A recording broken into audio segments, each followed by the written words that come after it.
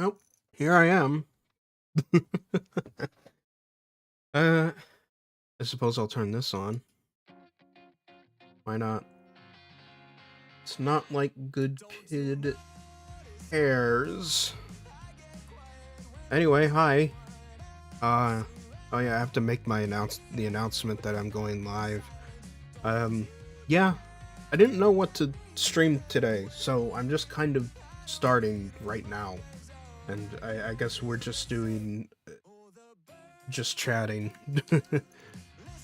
I always feel awkward about this, but oh well, let me just type out everyone uh just chatting.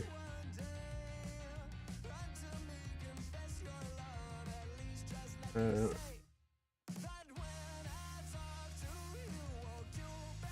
da, da, da, Man,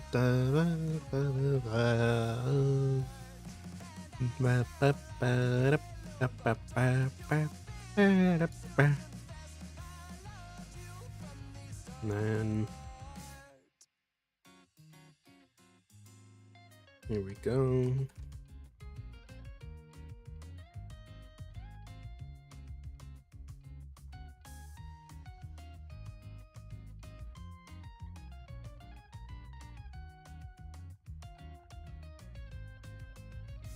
How do I describe this?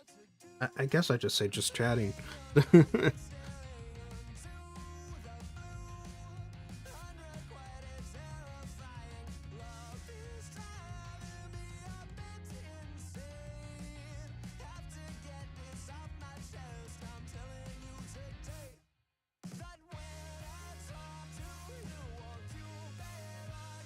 There we go.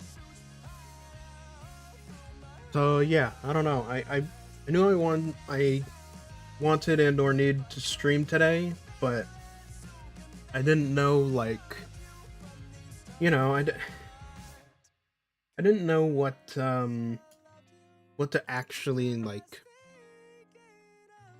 do, you know? Because the game I've been playing a bunch of Dead as Disco for like the past few days now. Um because it's really fucking good. Really, really good. I love Dead as Disco. So good.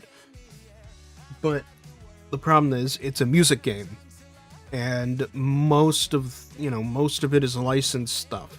Or at least it has some sort of copyright attached, right? Like it has a streamer mode, but also I have a bunch of imported music that I wouldn't be able to show you guys, and that just wouldn't be fun, you know? So I'm like, I don't know. I don't know if it's a good idea to try and, stream that even on the streamer mode. Hey Tempeh. Hey, yeah, long time no see. How's it going? I'm just kind of doing a just chatting stream today. That's all we're really doing here. Is it? I just couldn't figure out what else to do today, so that's what we're doing. We're just hanging out. We're just hanging out and chatting. And I have some good kid in the background because good kid doesn't care. No duck, no duck, because that's exclusively for Fridays. The chill out with lo-fi, the chill out with lo-fi and staring at ducks thing is that's exclusive to Fridays. It's still just Thursday.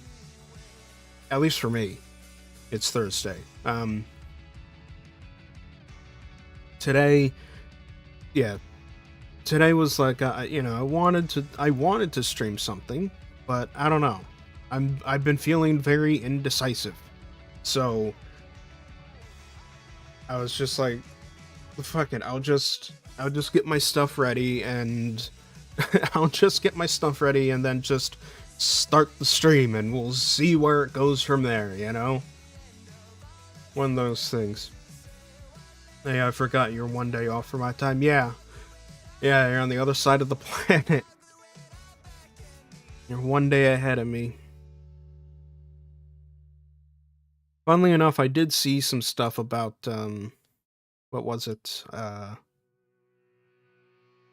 The new, like, just speaking about the other side of the planet, right?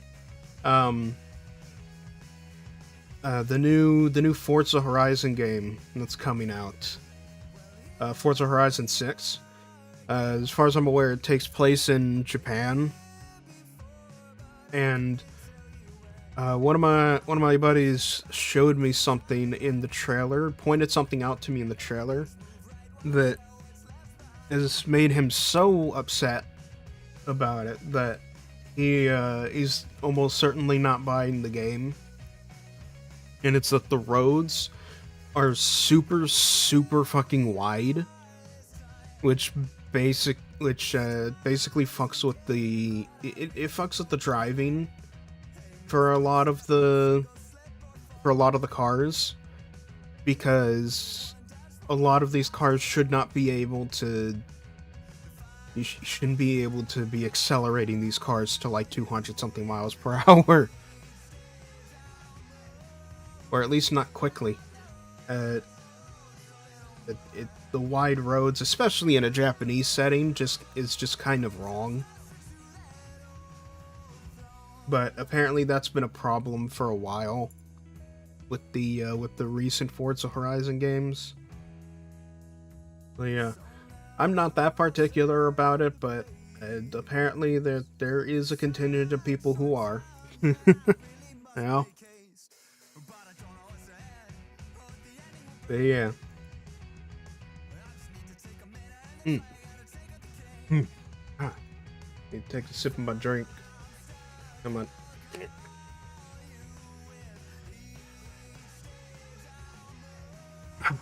There we go. I guess I could have done like I could play something like, I don't know, Deadlock or the new Heroes of Might and Magic or something, but I don't know. See, this is what I mean. I'm feeling indecisive. I'm feeling fucking indecisive. Yeah. Yeah. Choice paralysis is a bitch.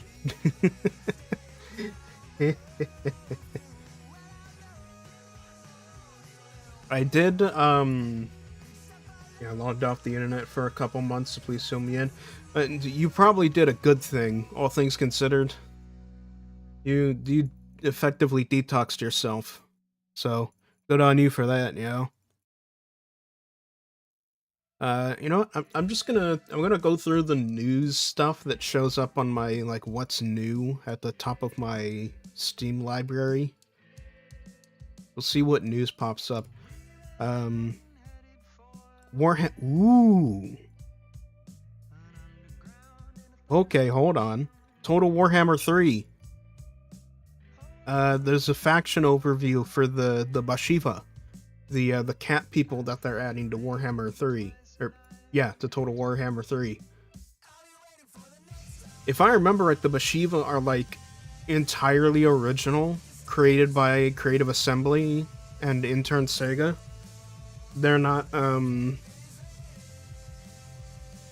they're not like a pre-established faction or bit of lore in Warhammer. Apparently they're from Cathay, which yeah makes sense. That sort of area has plenty of untapped territory, if you will. They have a faction overview video, so maybe you know what? Maybe we watch that. Fuck it. Hold on.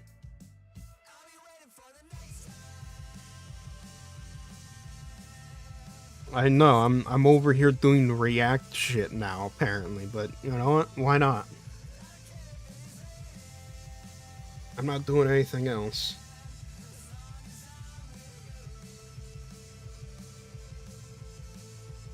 Oh god, right. What was the thing to hide?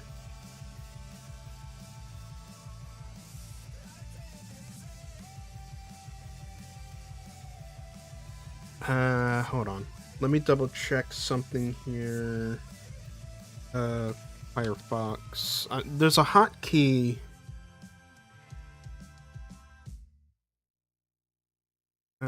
Who's this thing called again? Right.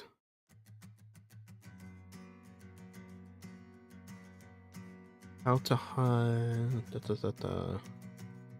Yeah, what was the hotkey for this? Control Shift B. Right. Control Shift B. There we go. Okay.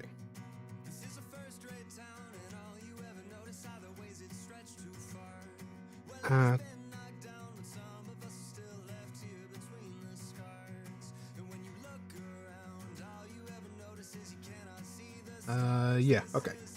Sorry about that. I paused for a second. I was like, just, it's like blanking. Like, is there anything I was missing there? No? Yes? I think? Yeah, okay.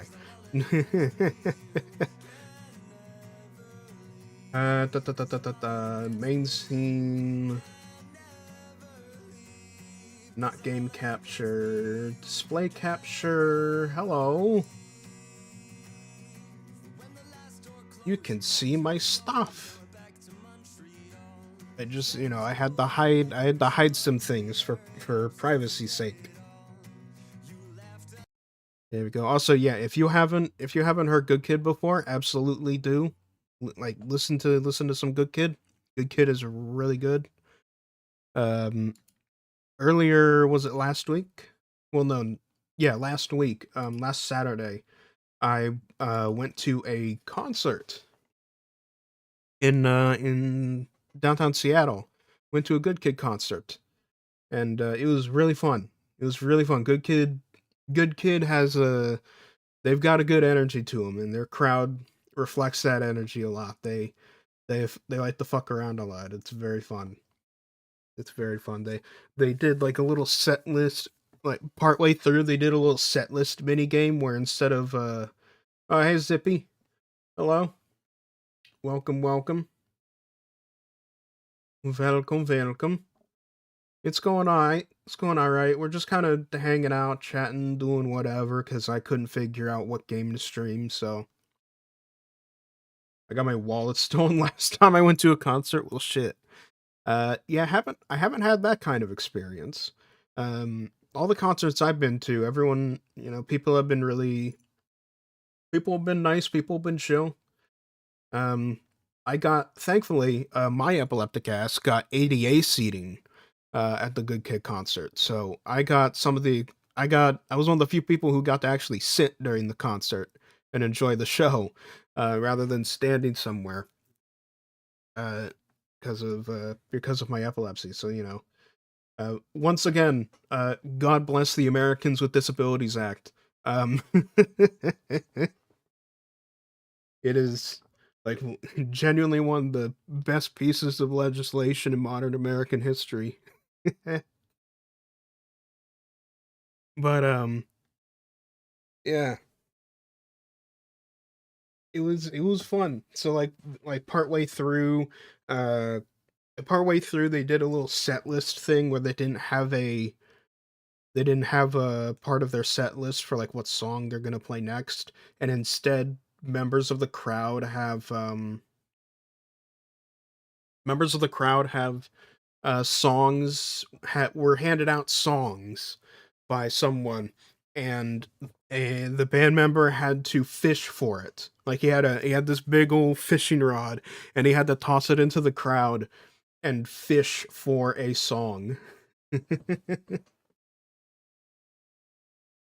As to determine what goes up next on the set list. That was pretty fun. And then later on during the concert, they did a Guitar Hero segment where they were like, "All right, who here is good at Guitar Hero?" And they picked out a guy from the crowd who, funnily enough, was dressed in a Snorlax onesie, like a Snorlax onesie costume sort of thing, and they got him up on stage to play the next song on Guitar Hero as the band is playing it. And he did well. He did very good. He got like over 60% or something like that. He did very well. Snorlax Snorlax rocked it up on stage there, and he got to keep the Guitar Hero controller. Ever played Graveyard Keeper? It's kind of a cozy game. I have not, but I have it. I have Graveyard Keeper because of the that like free to keep weekend thing that they did a while back to promote Graveyard Keeper 2. So I don't have it.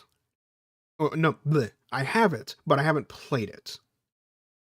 It's another game that's sitting in my backlog now. I have so many games in my backlog. So many. If I watch the Yakuza live action from Sega, it's on YouTube. The Yakuza live action from Sega. Do you mean like stage play thing or like the Amazon show? Because there was an Amazon show. I know about that, and I know it was bad.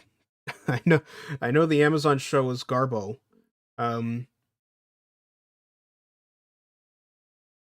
it's not bad. Can be annoying managing resources. Yeah, I mean, the impression I got from Graveyard Keeper was that it was just it was essentially like a graveyard version of like Stardew Valley or something, which it's not necessarily a complaint. There's absolutely the Stardew Valley niche, not the Amazon show. Well then I do not know. I am unaware of this. Uh, let me see here.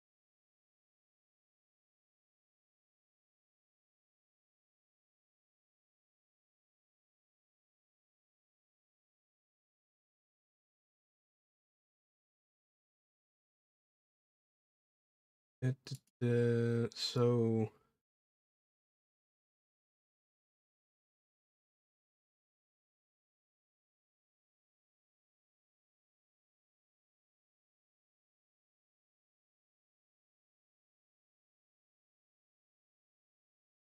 Yakuza powered is it Yakuza powered by Nihon Tuitsu? Is that what you're talking about, Tempe? Because it says episode 1 uploaded a month ago. Hmm, neat. Okay, I will have to keep note of that. I'm not sure I'm going to. Yeah, oh, holy shit, it's an hour long. Not sure. Yeah, not sure I'm gonna watch it here. Um, especially since I don't know how Seg is going to react to that if I did. But I will keep it noted. Oh, and there's someone in the Twitch chat trying to promote a bot site. We know what happens there. And anyway, for the time being, more fetch quests and resource management. Bleh, bleh. It's more fetch quests and resource management and crafting than anything else. Stardew Valley is more combat. Yeah, true. For the time being, though, let's check out this faction overview for the Bashira in Total Warhammer 3, because this is where things get interesting. Because the Bashira,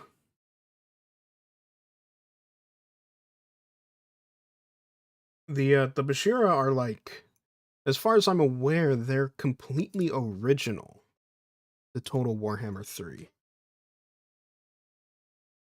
Shira, no, Warhammer.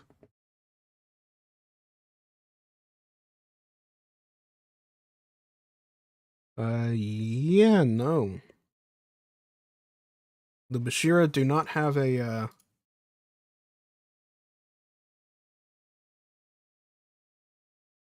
sorry, they do not have a like thing. So this is entirely original. So let's see what Creative Assembly's been up to, adding their own uh original characters to the Warhammer universe, the universe of Warhammer Fantasy specifically. From the mountains of heaven God, that's loud. into the service of Xiangyang,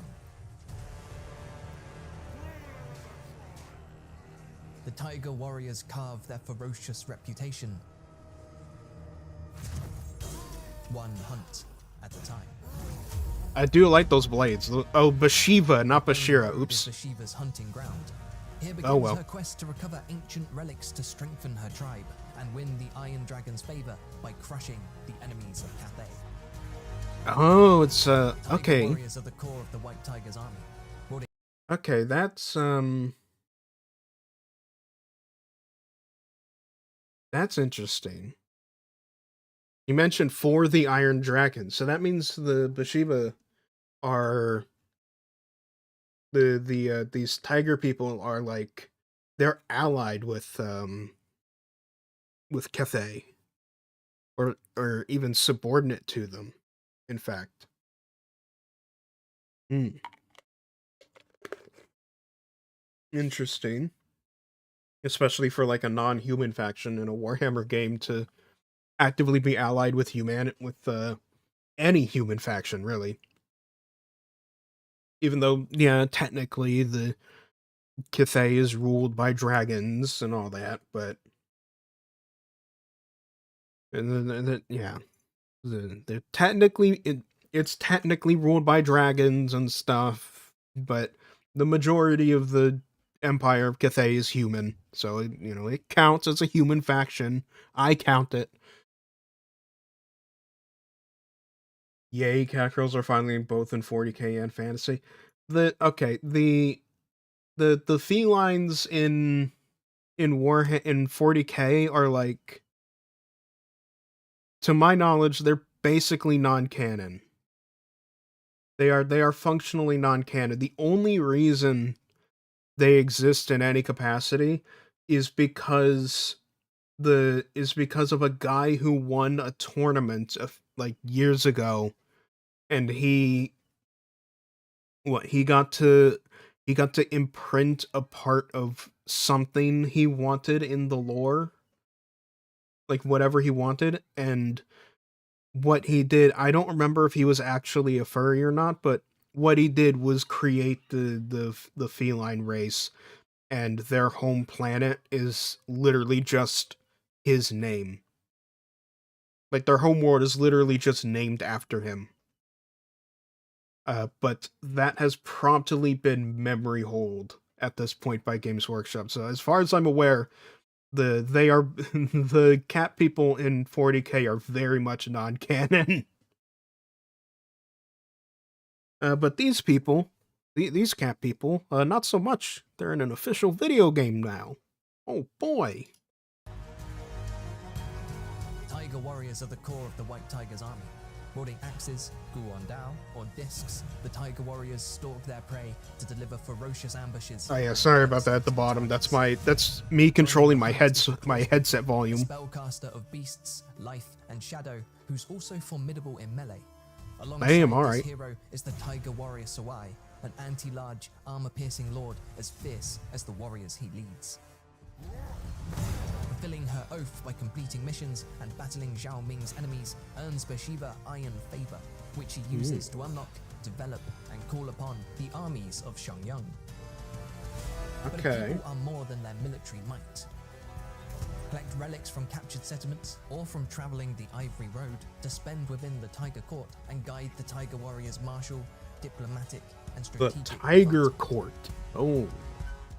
Okay.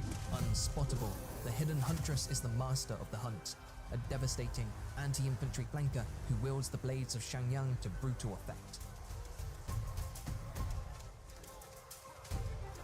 Disciplined, ferocious hunters.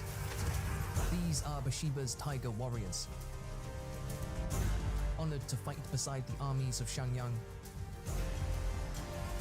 ready to strike at the enemies of Grand Cathay.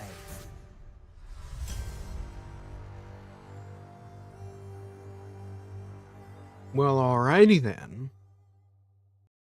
That does look pretty cool, I'll admit. That does look pretty cool. I think they're doing something good there. The Bashiva character pack. Wishlist now. Oh boy. How much catnip do they consume before going into battle? Oh god, is it like that one I don't remember if he was actually Finnish, if he was Finnish or just straight up German. Soldier during World War II who just ended up snorting who was just on like so much fucking cocaine or meth and went on a meth fueled rampage for like a week or two straight before getting into contact with his people again. Also, now that it mentions it, I am actually going to wish list if it is available in the store. I am going to go wish list that.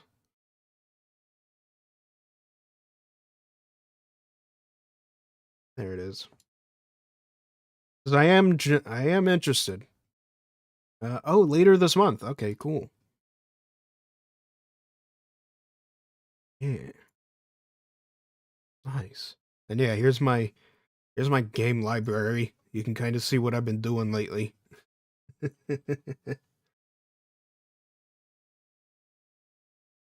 I'm playing a whole bunch of Dead as Disco. It's like if copyright weren't as much of a bitch as it is, I would absolutely stream the shit out of Dead as Disco. I would stream the ever loving hell out of Dead as Disco.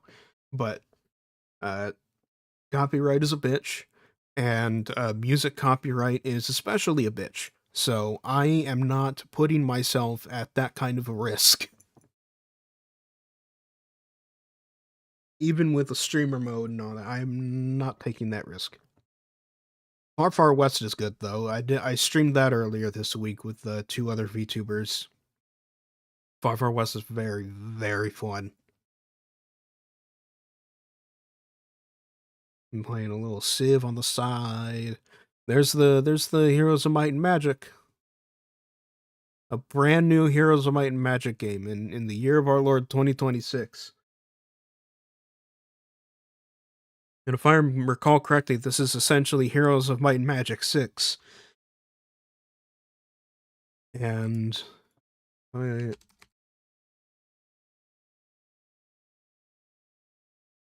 and 5 came out in 2006. Yeah, so it's been a solid like 20 odd years since since then. So, oh dear lord, you know. Dear god. Hmm. Oh boy. But yeah, that was the Bushiva in Warhammer in Total War Warhammer 3. That will be very interesting.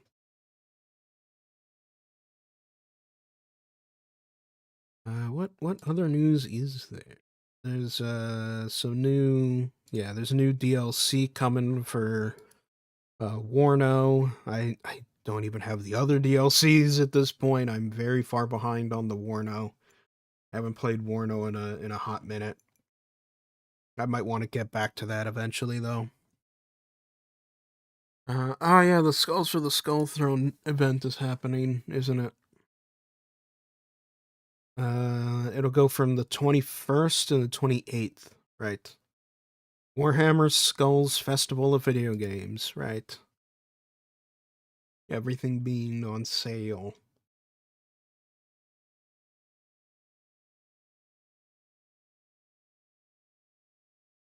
Oh, they do have an early access roadmap. Okay, cool. So we've got the launch. In June, they're going to upgrade Infinite Disco mode. Wait, hold on. Here we go. In June, they're going to upgrade Infinite Disco mode. In midsummer, they're going to do Rockstar Fashion. They're going to add more cosmetics. And then finale for the summer, a new idol drop. Ooh, a new boss fight. That'll be good. That'll be good. And then fall tour dates to be announced. I like how that they're talking about it like an actual band.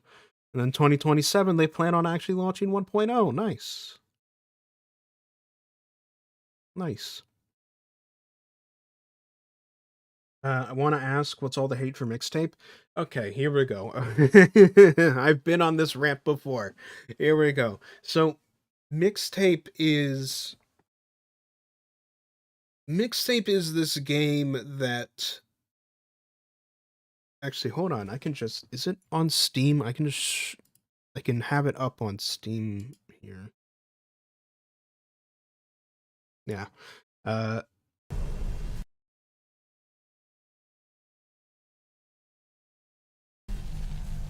we're gonna mute that. Here we go. So mixtape, it is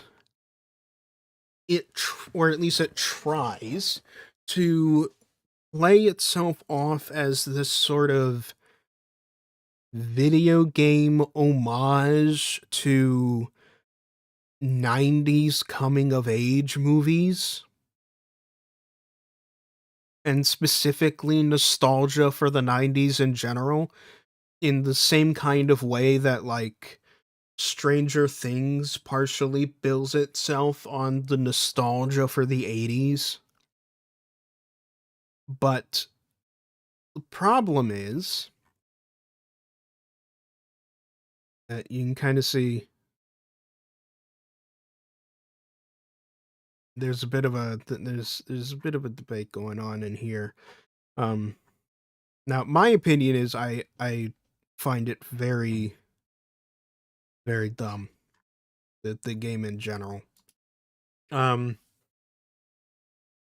but the the best way I can describe it is that it feels like it feels like a game trying to be nostalgic for a 90s that never existed, because it's being written by it's at least partially being been developed by people who clearly didn't actually experience this 90s,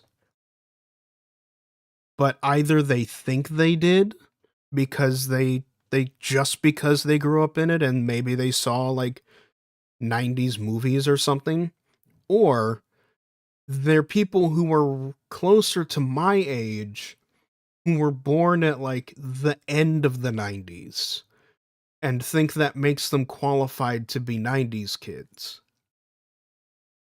So there's a lot of like really stiff sort of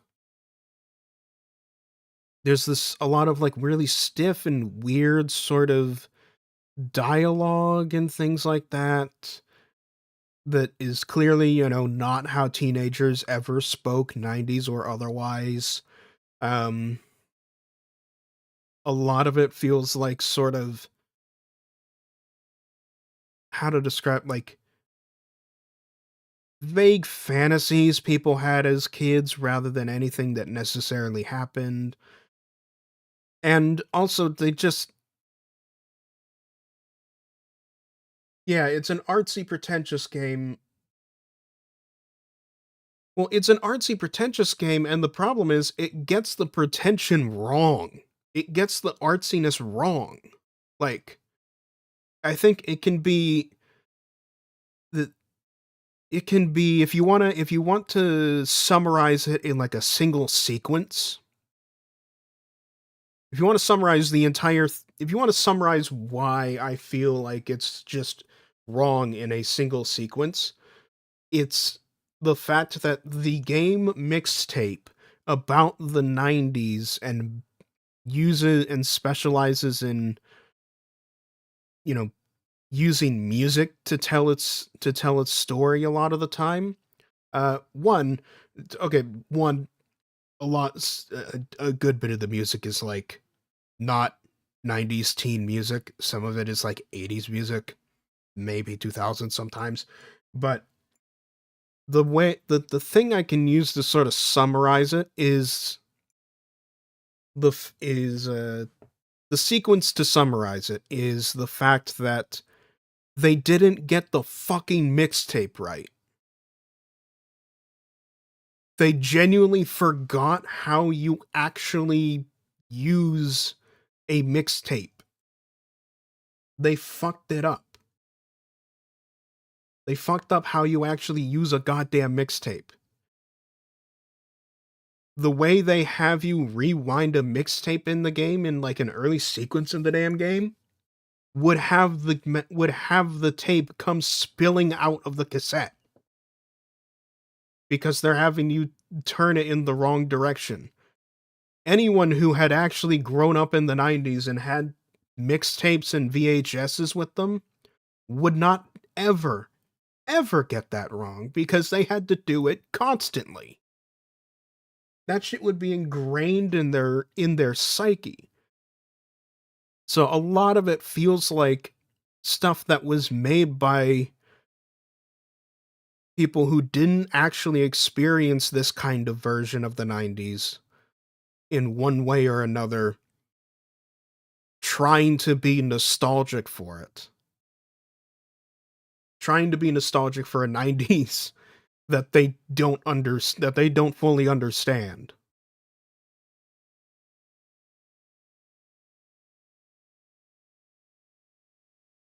The problem, I think, is that the target audience that I know would love this isn't the main gaming demographic like us. I mean, the demographic are like the sort of, there is a niche and demographic for someone like for something like this. It's the people who enjoy games like Life is Strange. This is absolutely a game kind of like Life is Strange and stuff like that, right? There's absolutely a niche for that. I mean, hell, I have one of those types of games that I'm personally a sucker for, and it's Night in the Woods. Like now personally, I don't like Life is Strange. That's also not one that I enjoy very much. Um Personally, Night in the Woods is sort of my coming of age nostalgia game that I'm a sucker for. Um in the games these guys also developed. Uh is Life is Strange an Annapurna game? I don't see it here.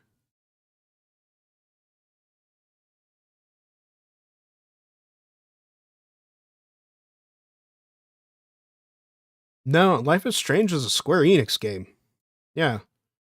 And it's by Deck 9. It's got nothing to do with Annapurna. Um, I saw lots of people saying that it has no gameplay. Uh, Technically, yeah. Well, sort of. Like, it's sort of. In the sense that there are sequences where you're doing things, but the game, I think when people say the game has no gameplay, what they're saying is that the game has no form of fail state. That's what it is.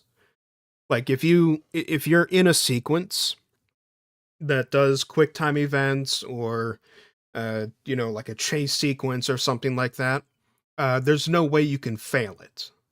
You can put the controller down and let the sequence continue, and nothing's going to happen. The Nothing's going to happen to you. There's no penalty, there's no failure state, there's nothing like that. The game will effectively just continue like nothing happened. I think that's what people were really like meaning when they say that the game has no gameplay. That you can effectively coast through the game without with doing the absolute bare minimum of occasionally touching the controller and get through the entire thing just fine without any penalties because the game doesn't punish you. Like that mini game right there with the batting with the baseball mini game. you can fuck that up every single time. You can put down the controller and just, miss every single shot, and the game will just move on. There's no punishment for you fucking up. That's what it is. The really egregious one was when was in the fact that there's like this super dramatic chase sequence in the game where you're supposed to be like avoiding the cop father or what, the like police officer dad of one of the characters or something, and in this super dramatic sequence that they really want you to get invested in and have like and convince you that there's like stakes involved and shit like that, uh you can put down the controller, not do anything, just watch the sequence happen, and no matter what you do, no matter what you don't do, more like, no matter what obstacles you hit or anything, you will just keep going.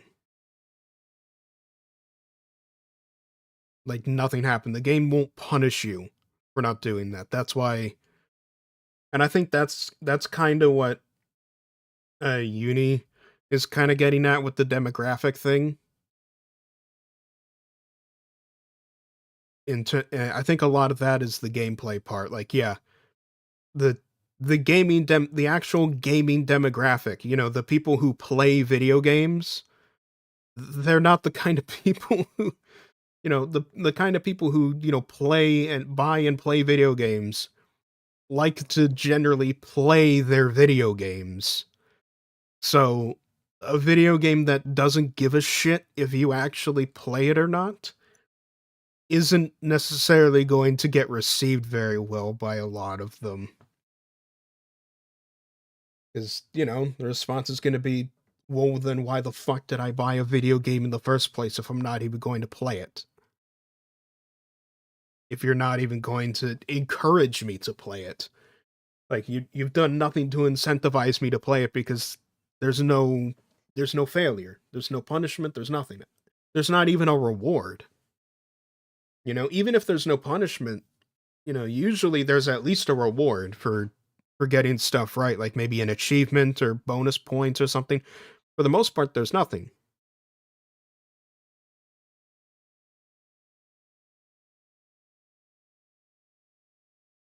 From what you said, it sounds like the kind of game for game journalists. I mean, that's what the anti mixtape uh side of this whole thing calls it. Basically, they call it a game for game journos, pretty much.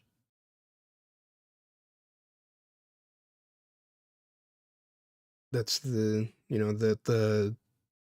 derogatory sort of description that is given by that side of it, while the other side will just, you know insist that it is a heartfelt thing. It is this like genuine heartfelt bit of nostalgia for the 90s or whatever. Most of the people I know that would love this game hop on their Switch that's PS5 like once a week and buy less than 5 games a year. Yeah, yeah. Like I said, not exactly the demographic that actually play video games as like an active hobby. Like those people engage in video games the same way that, say, I would engage in like movies. I'm not exactly a movie guy. I'll watch the occasional movie, but I wouldn't call myself a cinephile or movies are not necessarily my entertainment hobby. Video games are, right? So yeah, it's kind of like that. The people who would enjoy this are not the kind of people who buy video games to begin with.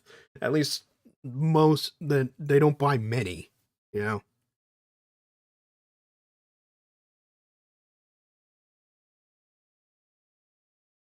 But yeah,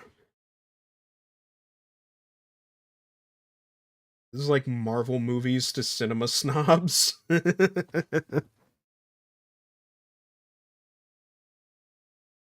I suppose, in a way. It's funny. It's funny. That description feels very funny to me just because, it's the cinema snobs that are like the artsy and pretentious types because, they're cinema snobs. Of course they are. When this is the when meanwhile, this is the game that's trying to be the artsy and pretentious thing, and it's the one that's actually not built for its primary demographic. At least primary demographic for its medium. For its medium. Its primary demographic exists, it's just that their primary demographic doesn't usually engage in this medium. And, maybe that's why the game has no failure state. They wanted to try and make it feel more welcoming to that demographic, maybe. But yeah, that's why there's a whole shit fest going on.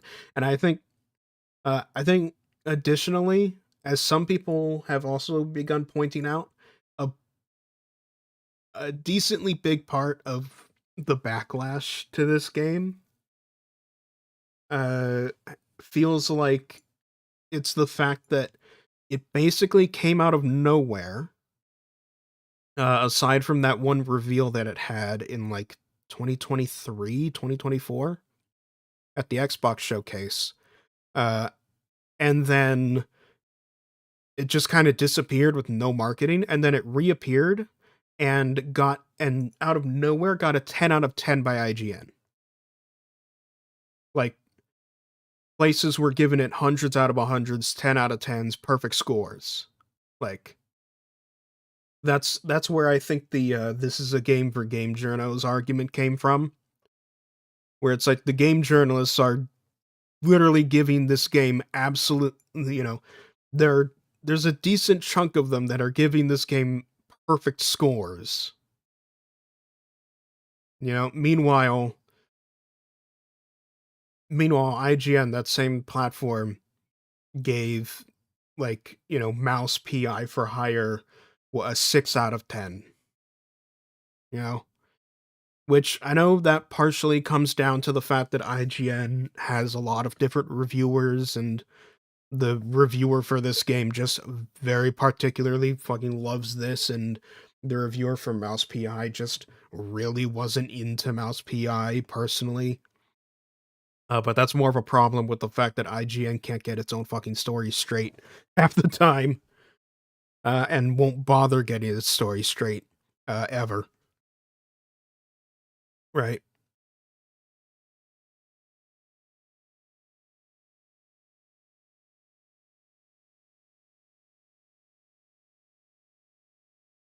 Mouse P Mouse PI for Hire is a solid 8.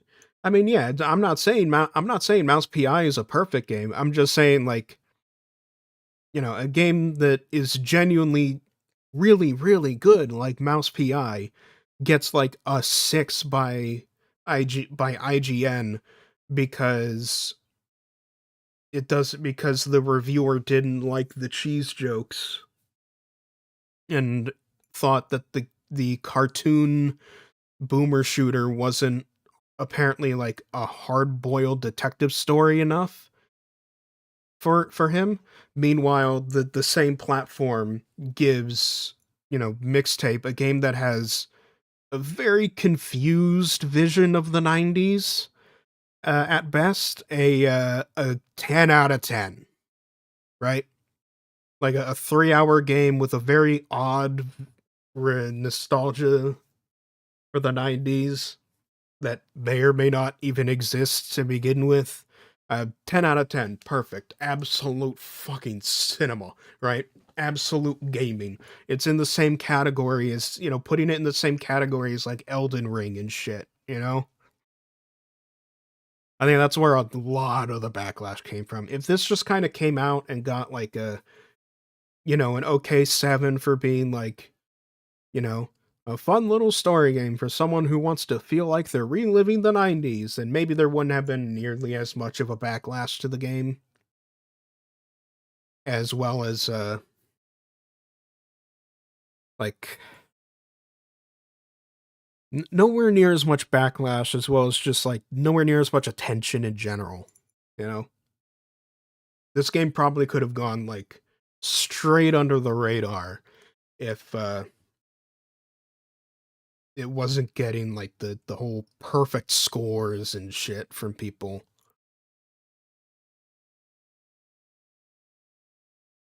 You know, it's a personally, really not my thing. I put this game in the same category as Life is Strange, in the sort of, you know, game that really wants to be a coming of age story that has a few mixed ideas about what that actually means. But, you know, if people are going to, you know, there's a segment of people who enjoy that. That's their thing. I'm I I'm not immune to the coming of age story thing either. Like I said, I'm a sucker for Night in the Woods. Rest in peace, Ala Coloca. Um, but yeah, mixtape is more like the '70s to the '90s kind of feel. I don't know what could have happened in the 2000s that could have changed that. Hmm.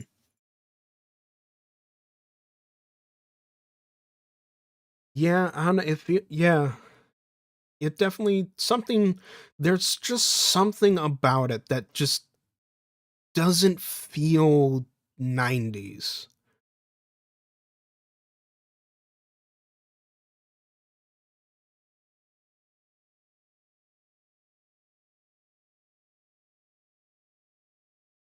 Like people were scared about going outside. Hmm. Hmm. Hmm. Hmm. Jeez. I wonder. Uh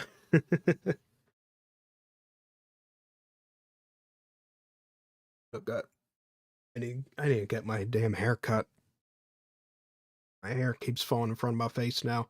The curls aren't helping anymore.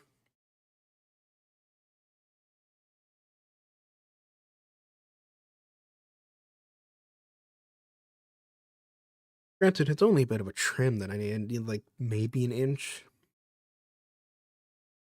Hmm. But yeah, that's the current mixtape thing. I mean, there is a whole genre of movies this comes from. They aren't as popular anymore. Yeah, that's the idea. The idea is that this is trying to be like some homage to the '90s coming of age movie. It's just that when you try the '90s coming of age movie and you get some little odd, you get, you know, bits and bobs about the night, you start getting bits and bobs about the '90s wrong in your '90s coming of age movie, yeah, things start to feel a little disingenuous. Or not, maybe not even disingenuous, just confused.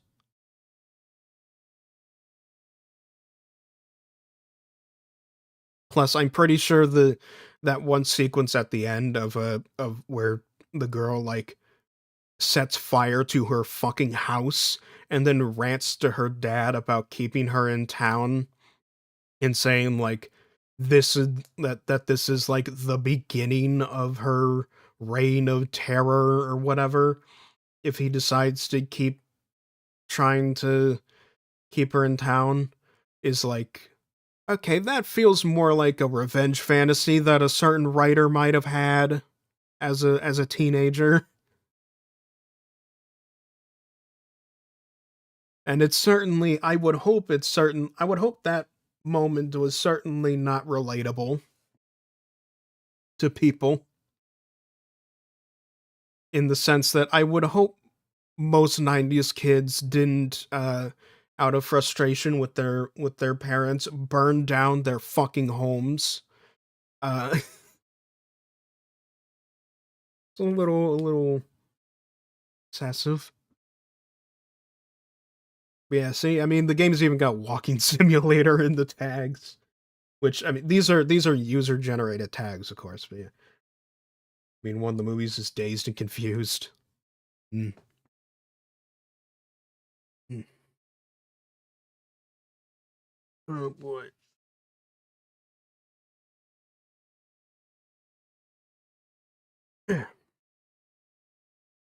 Yeah, I remember this thing getting showed off like 2023 or 2024, way back during that Xbox showcase, and I immediately had to mute my fucking stream because of all the copyrighted music. Or no, the stream itself was muted because of the copyrighted music, if I remember. At least at later points it was. I know I muted my stream when it was initially shown off, but I think at later points it got muted.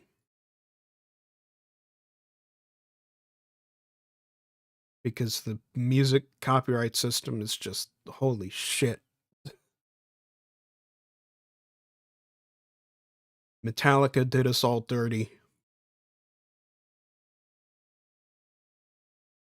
But hey, Metallica got some karmic justice against them in the end, you know? That that anytime I think about how fucked up the music copyright system is online, uh I just think back to the fact that when Metallica streamed a concert on Twitch where they were playing their own music, uh their stream their own stream of their own of themselves playing their own music got muted and replaced with copyright free music from Twitch's library.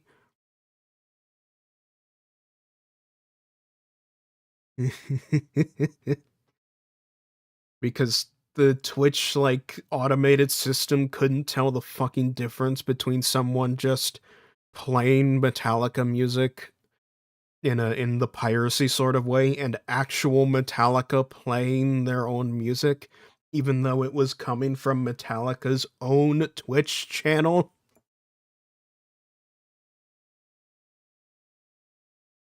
And I think back to that specifically because I know it was Metallica in particular that had a pretty a decent hand in establishing the sort of copyright shit along with the all the other people associated with RIA.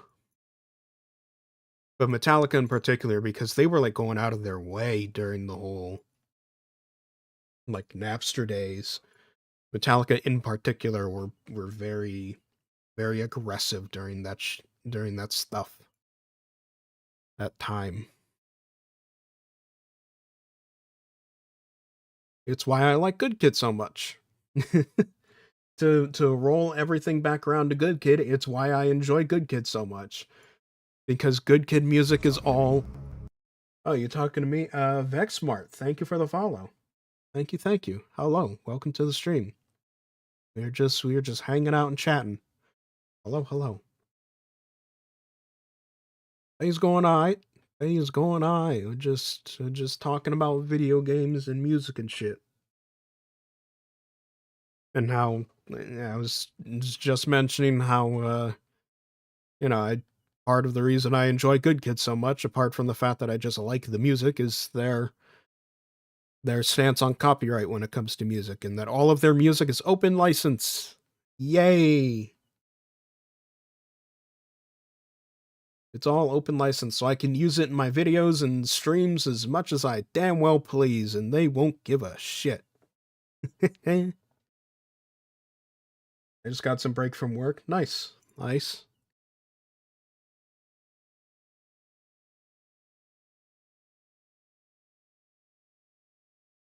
He plays a hobby. What, like music? No. I do not play music as a hobby. I attempted when I was like 13. I got a guitar. It didn't really go anywhere. I just like music. Video games have proven to be much more my speed. Both as far as playing them and also making them.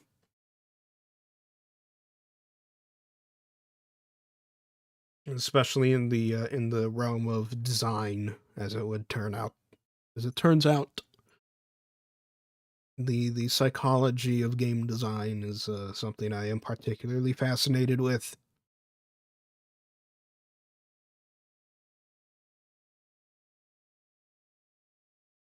Hmm. Actually, now that I mentioned the good kid thing, hold on. Boop, boop, boop. There we go. Whoop, there.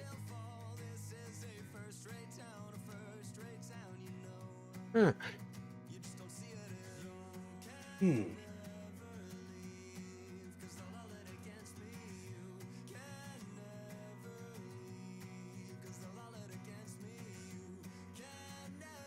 How many hours I got in the game? What, in mixtape? In mixtape in particular, I don't have any. I haven't bought mixtape.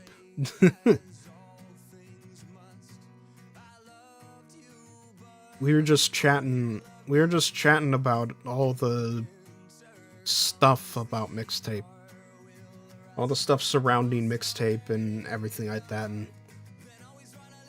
the what I have seen of mixtape essentially, which granted is a good chunk of mixtape because mixtape is only about 3 hours long to begin with. So, oh well.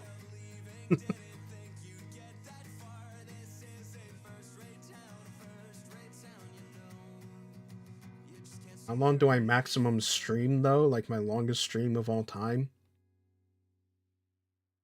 My longest stream ever was oh god, that was a long time ago. Uh it would have been an event stream, I don't know. Um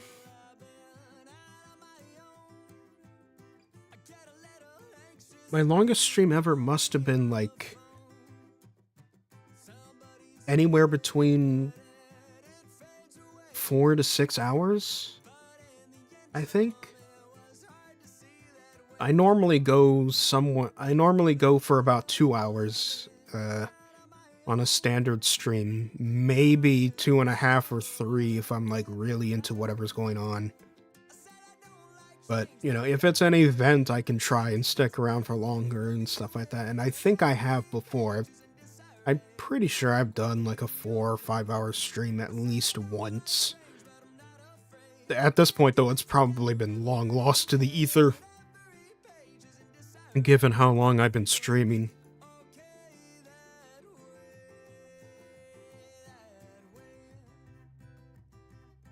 God help me whenever I decide to do my first ever subathon, you know? I don't know how I'll be able to handle that.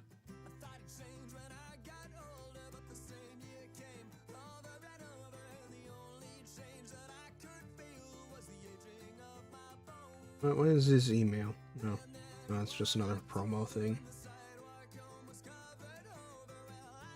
Emails.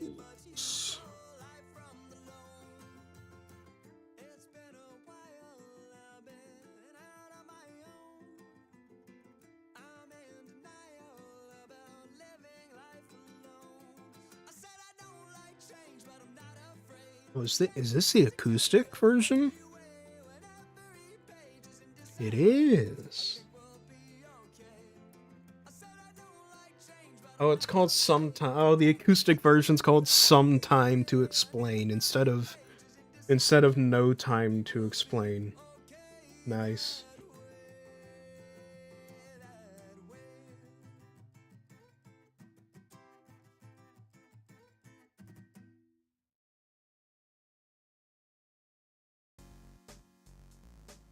Come on. I'm trying to plug my charger back in. Come on.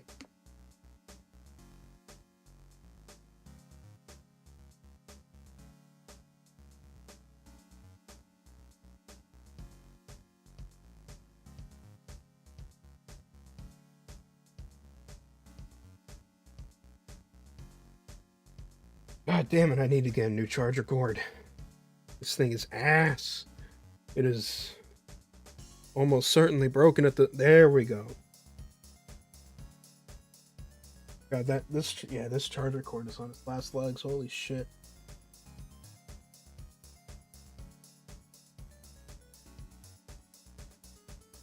But it's an older charger cord, so I don't... Yeah.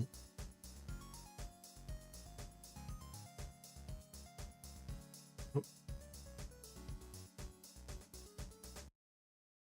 Discord notif. Oh, another event.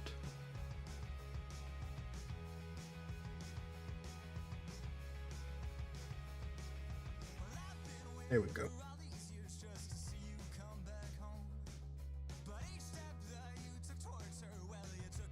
There we go.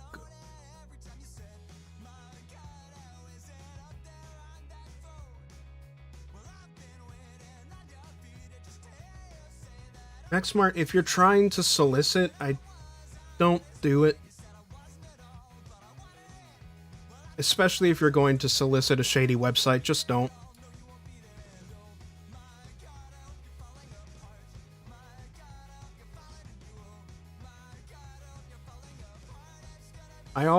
Anytime a bot comes on here and starts posting a shady link, I already ban them immediately. Don't start soliciting me in the middle of my own goddamn stream. Alright? I can see what you're fucking doing. Who knows, you might not even be a real person on the other end there. This is starting to feel like a script. Don't fucking try me, asshole, okay?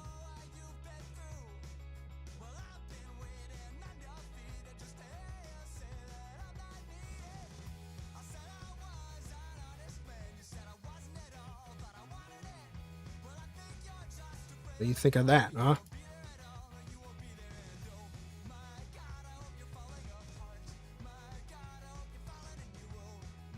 Break in? Oh god, what are those games? It was Wired Productions, 16 years being loud.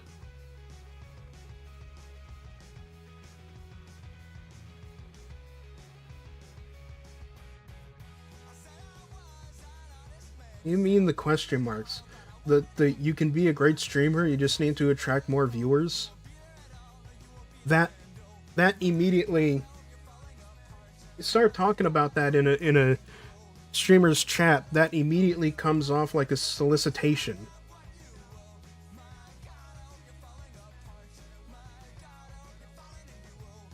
Like you're about to propose like a service or something to me.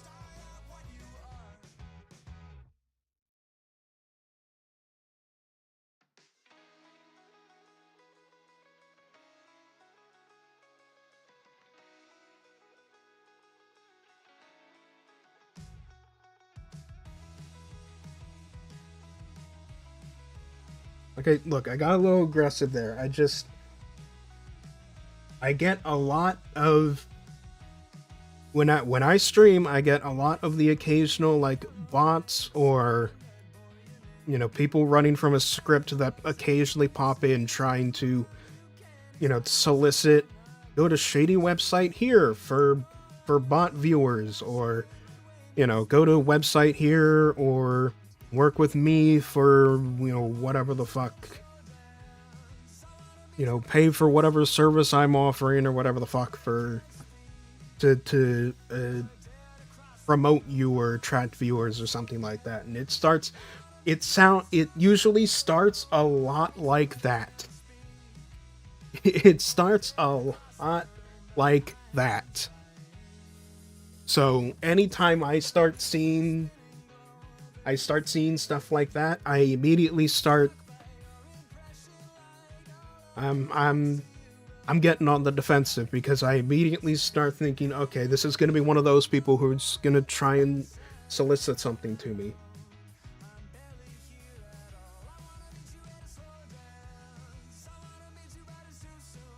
But don't you consider using artworks on your stream, like logo, banners, and overlay, etc.?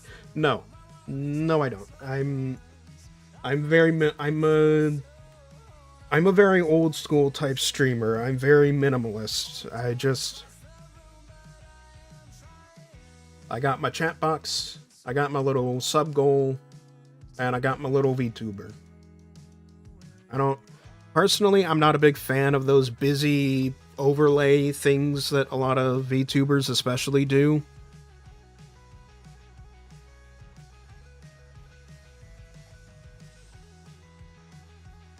They just come off as very busy and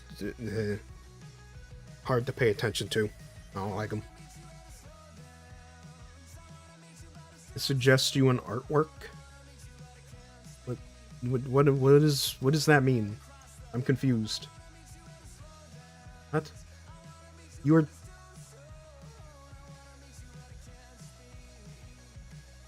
Fast worker. Oh, it's VR.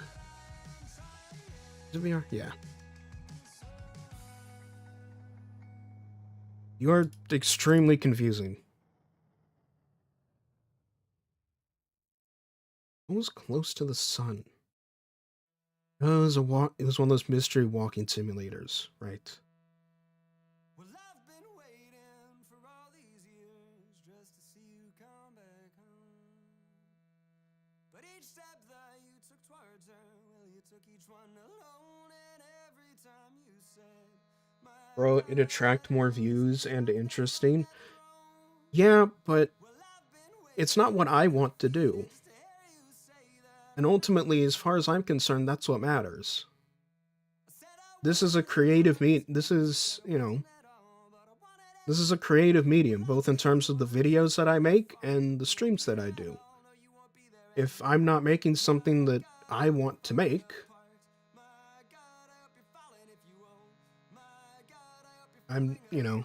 if I'm not making something that I want to make in my style, well, then what's the point? I don't want to sell out, essentially. Basically, I'm a professional graphic artist, although it's for a reasonable price. There it is. There it is. There's the solicitation. Yeah. Look, whatever, I'm sure you've got decent artwork or whatever. I'm not in the market for anything right now, okay? It's just, I'm not looking for anything. I'm sure you're a perfectly fine individual. I'm not looking for anything. I'm not looking to make overlays or any special screens or any new emotes or anything right now. My goals right now are to get more consistent with my streams, stream more often, and generally just do stuff rather than like, commissioning art and things like that. And that's not where I am right now.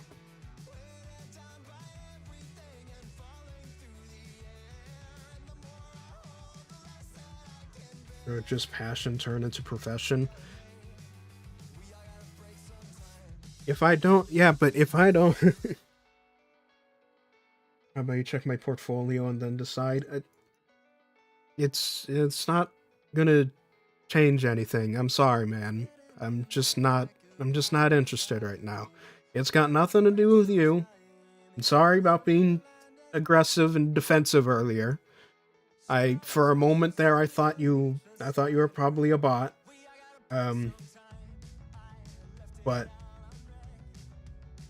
I get what you're trying to do, and I respect the hustle, but I'm just not in the market right now. It's not what I'm doing. Now, please, we can call it there. All right?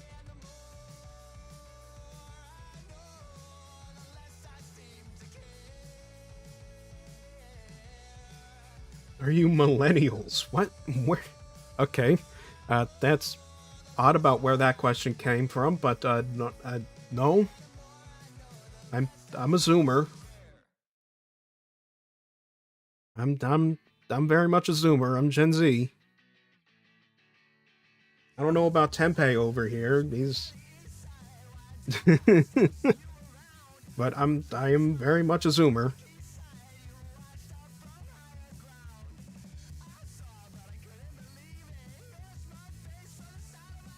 I know the voice might indicate that I'm older, but no, I am still I'm a Zoomer, all right.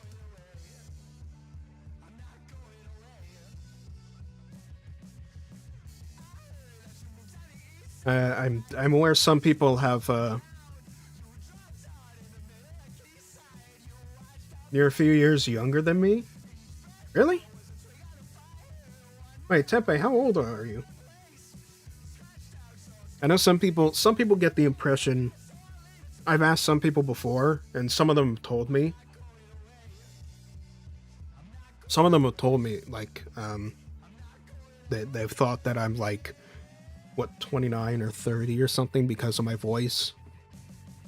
But that's just always been a thing that I've had. And this year I'm 22. Oh, okay. Damn, yeah, you are good. You are a good few years older than me. Damn. All right. Yeah, I'm 26.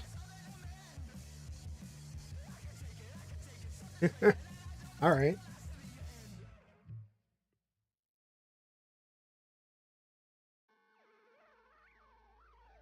Why do you think like that? What, in terms of like the what passion and profession thing? It's just my personal mindset. Not necessarily a generation thing. It's just how I personally think. Yeah, I started doing this right after I graduated high school, and as far as I'm concerned, this is the thing I do for fun. This is the thing I do as a hobby. If I'm not doing it for fun, then what's the point? The entire point of me doing all this is it's a creative outlet that I do because I enjoy it. And, you know, if I happen to get big enough doing things the way I do them, that I'm able to make money off of it, then cool. You know, if people want to stick around for the ride, then they can absolutely stick around for the ride.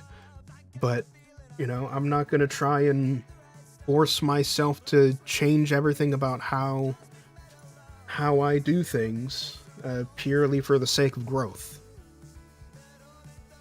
Now, if it's something that I personally find interesting, then yeah, but, you know. I'm talking about artwork. Well, in what way then? In terms of like why I am opposed to like using overlays and things?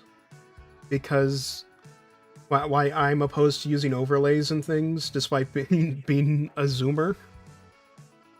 Those are just my sensibilities. I don't know. I've never found them particularly engaging. I've usually found the overlays and stuff like that more annoying than engaging. They feel more like an assault on my senses. I prefer the old school way of doing things, of just having a screen and then maybe a little, you know, in my case, a VTuber, but, you know, in other cases, like, back in the day, before VTubers were a thing, it would have been, like, you know, just a face cam, a webcam, plus, like, a chat box and maybe a goal. You know, I like the old way of doing things. I grew up on the old Let's Players and streamers, the old school style, right? I grew up on that. That's what I enjoy, and that's what I also want to make. You know, I don't want to let the old school way of doing things just die out for the sake of growth. It attracts more views. I know.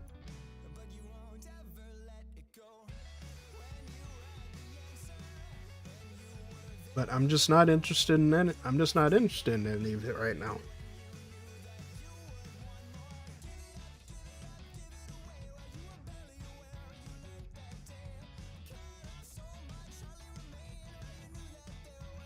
I grew up watching You Always Win and Frankie on PC.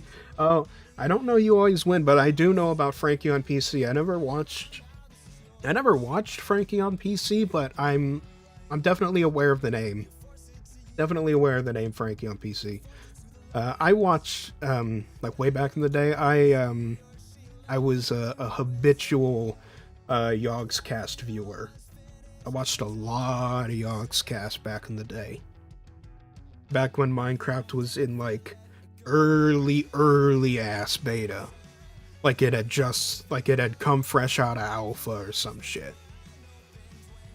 You know, the beginning of the Shadow of Israfel series and stuff like that. I watched a lot of Jesse Cox, who, you know, it's funny hearing about the Jesse Cox stuff because now you have a whole bunch of people who are like discovering Jesse for the first time as a big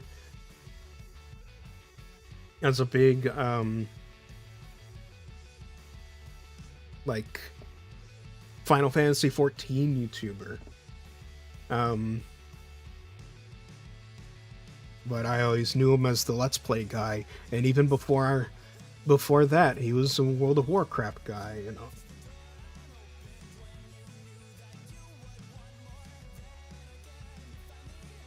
There was all that stuff, you know. It's funny watching that.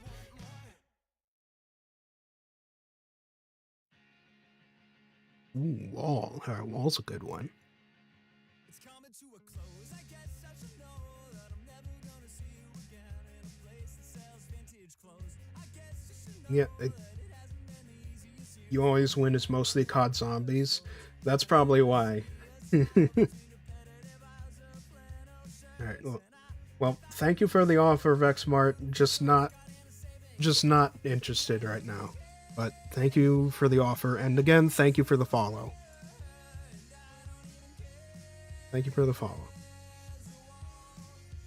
Yeah, most of the Call of Duty guys I never ended up watching because I was just never a Call of Duty kid. No. I in terms of shooters, I grew up with Halo and I grew up with Battlefield. As far as the debate between like FPSs went, I was always a Battlefield kid. In fact, I got into the Battlefield versus COD wars as a little little squeaker back in the day, you know. I was like, oh, Battlefield's so much cooler. It's so much more realistic and cool. The destruction's better. The bullets have proper follow-ups, not just hit scam bullshit. Right? I was a little shitter. I was a little shitter who talked bad about Call of Duty whenever I could back in the day.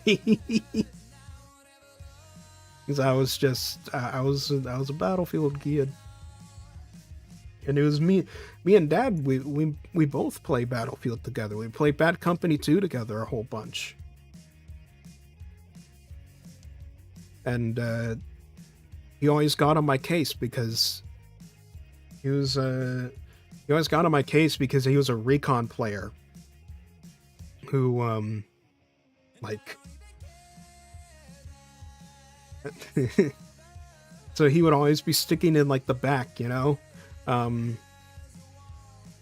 He'd always be sticking in the back of the area, and how to describe it? Like, well, you know, just being a sniper, obviously. But I would always play like assault or something, and just running around like a chicken with its head cut off, desperately trying to get knife kills so I could rack up a whole collection of dog tags. And I got so proud when I got my first dog tag, even though I died immediately after I collected it. But I was so proud of it that I tried holding it over my dad's head. Like, I got one of the dog tags, you don't have any. Like, ha ha ha ha ha ha ha. And the entire time he's just like, yeah, well, I didn't die.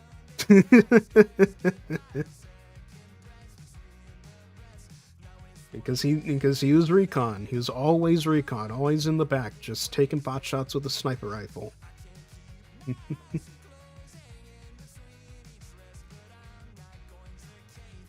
Nowadays he's playing a fat chunk of Baldur's Gate.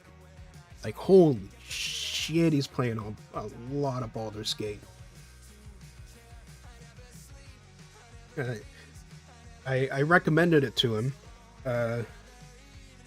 I recommended it to him, and he's gotten through multiple playthroughs at this point of Baldur's Gate.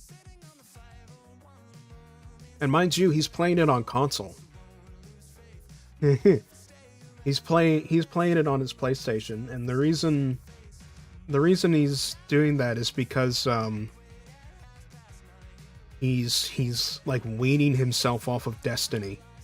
He's not playing Destiny anymore because Destiny's turned into such a fucking dumpster fire of a game, and Bungie itself is a dumpster fire at this point, you know? So he and his buddies have been sort of splitting away from Destiny and trying to play other games, and he's personally a little burnt out on the sci-fi shooter thing, so he's gone over to Baldur's Gate as like just an opposite to the sci-fi shooter, the medieval fantasy RPG instead, you know? Now, when he does get the sci-fi shooter bug again, when he does feel like playing sci-fi shooters again, or any just sci-fi games in general, I've been trying to pressure him to play Mass Effect. Because I know it is exactly the kind of like trilogy that he would love. Your dad sounds awesome. He doesn't like the phrase, but he's a big old nerd. He's a big old nerd. He prefers the word geek, but he's a big old nerd. He's a big old nerd. He grew up with comic books. He grew up with comic books, with sci-fi novels, fantasy novels. You know, he was an OG Star Wars fan from back when it released theatrically in the 70s, and he was the target demographic for it because he's Gen X, right? All that stuff. All that stuff. It's he had an Atari as a kid, the whole 9 yards. Apparently, something that would happen a lot is when he and my mom would go on movie dates, he would constantly end up at like the movie theater like an hour early, and he would almost inevitably drag my mom over to the whatever the local arcade was and just play arcade games until it was time to go see the movie. Because he can't go through an arcade and not play like at least a round of Galaga.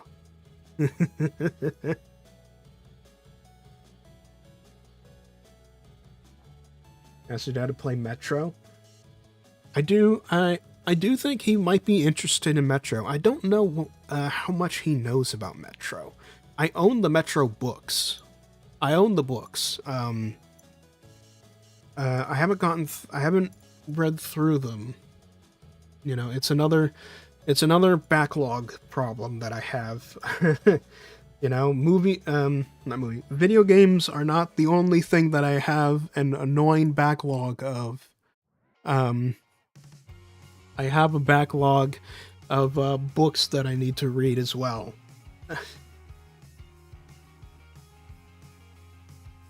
I too own the books, but sadly they're in French? How'd you get your hands on French copies?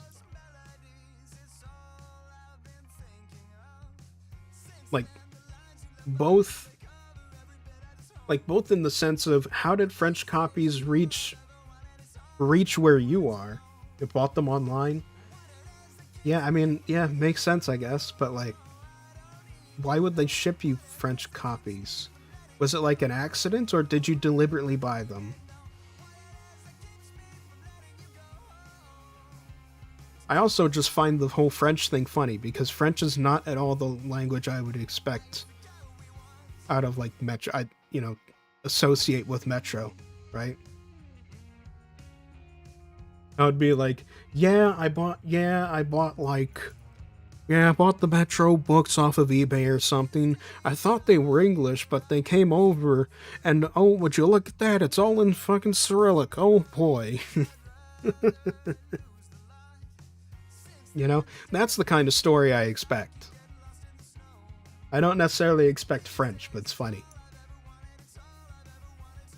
It's funny because it somehow always comes back to French for some reason. It always comes back to French. It said English translation in the store page. Ah, yeah. So, you got duped.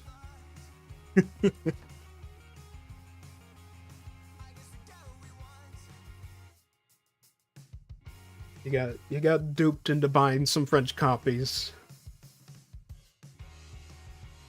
Either that or someone made a very poor shipping mistake.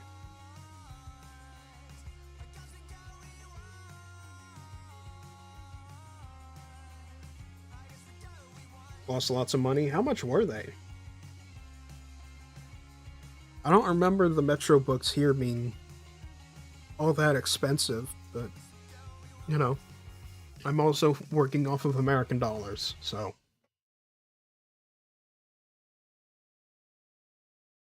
I don't know how much they might cost in local, but Indonesian currency.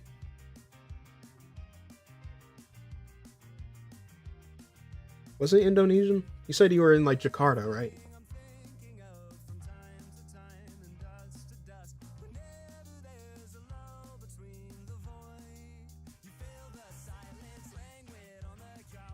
Yeah.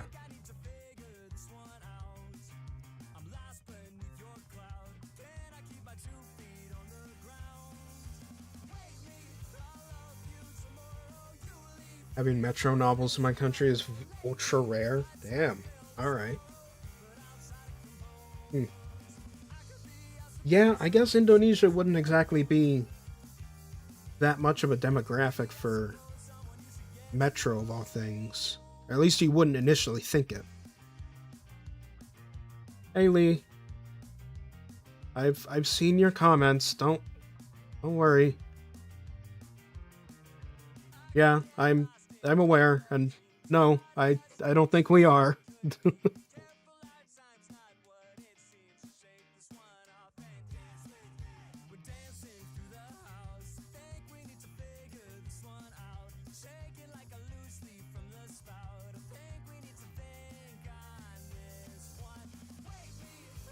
Yeah, so sorry, Lee. I don't think we're related. That was a very odd comment to see in my notifications at one point. That was very bizarre. No, I do not think so. To visit my country, I'll feed you lots of food. Indonesia is certainly an interesting country. I haven't had the chance to go overseas anywhere. So like, you know, the closest I've managed is Canada, right? Because I'm 3 hours from the border with Canada, right? So obviously I've been to Canada before, but I haven't had the chance to actually fly overseas. Haven't really considered Indonesia, though. I think that's mainly because I don't really know too much about Indonesia aside from the general stuff, like, you know, oceanic Islamic country, yada yada, right? The like unitary republic, blah blah blah. The very basic, you know, the very basic stuff that you can learn off of Wikipedia, basically, like, as well as the things that I've learned about it by proxy of my interest in history.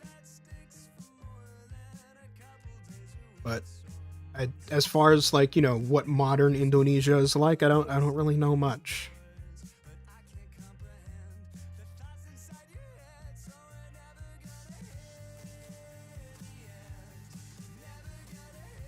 The country that I have is well, actually, specifically, there are a few countries that I've wanted to visit before, but hey Doc, Welcome, welcome, welcome.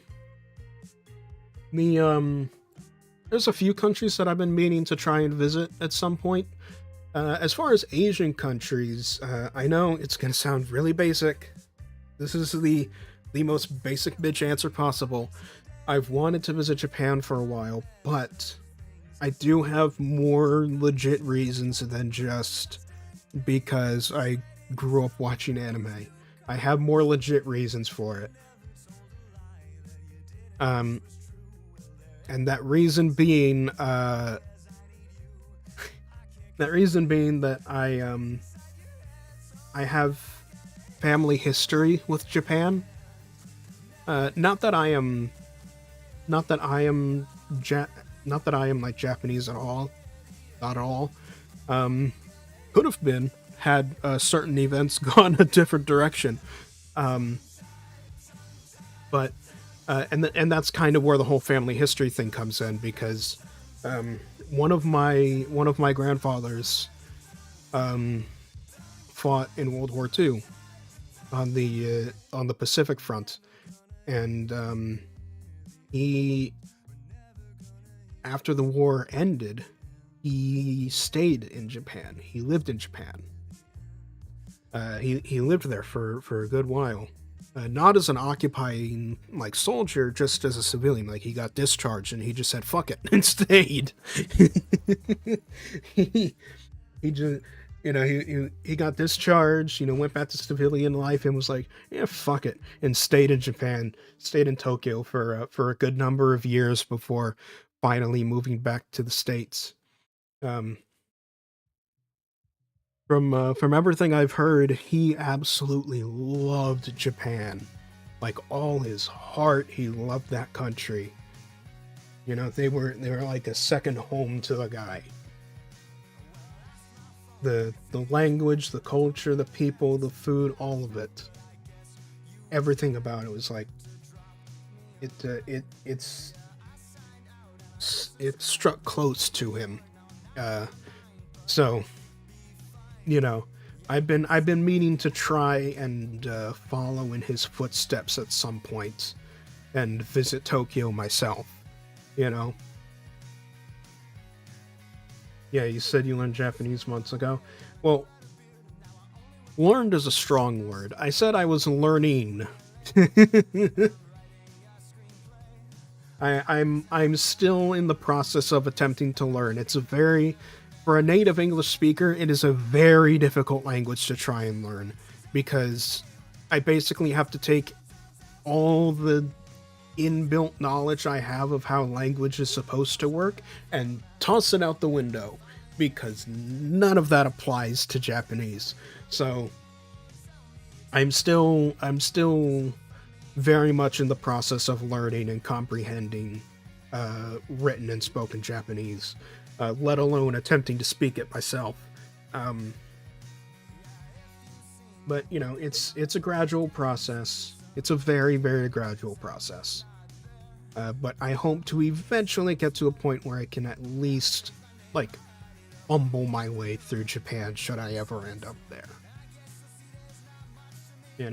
Even if for just a week or two. Um, what other places would I go besides Japan? I've been meaning to visit. I've been meaning to visit the fucking Ireland and Scotland.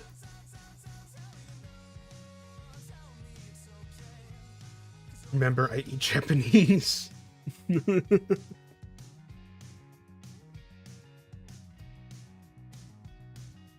Yeah, you just said. Yeah, you just said Nihongo o taberu. Or no, not taberu, but tabemasu. Yeah, taberu, tabemasu. You change the end bit there depending on the nature of the verb. It's a whole. That's part of the complicated shit. Um, but yeah, Nihongo o tabemasu. That's literally just remember I eat Japanese. Um, so yeah, as far as other places go, I've been meaning to visit. Ichiwa. I've been meaning to visit Ireland and Scotland because that's another part of the family as well. That's another part of the family for me as well. On my mother's side of the family, we're Irish descended, with like I think it was, in fact, I think it was actually my World War II grandfather who is Scottish descended. I think that's where we get the Scottish from. So technically, on that side of the family, we're like Scotch Irish, or Scots Irish, as they would call it back over in Europe. But here in America, we call it Scotch Irish. Um, but yeah, I think that's sort of my mother's side of the family. We're Scotch Irish, so I've been meaning to, pop over there as well as like Norway. Um, Again, family reasons. My dad's side of the family is, as far as we know, Norwegian descended, and I've also got a friend in Norway, so it'd be cool to visit him.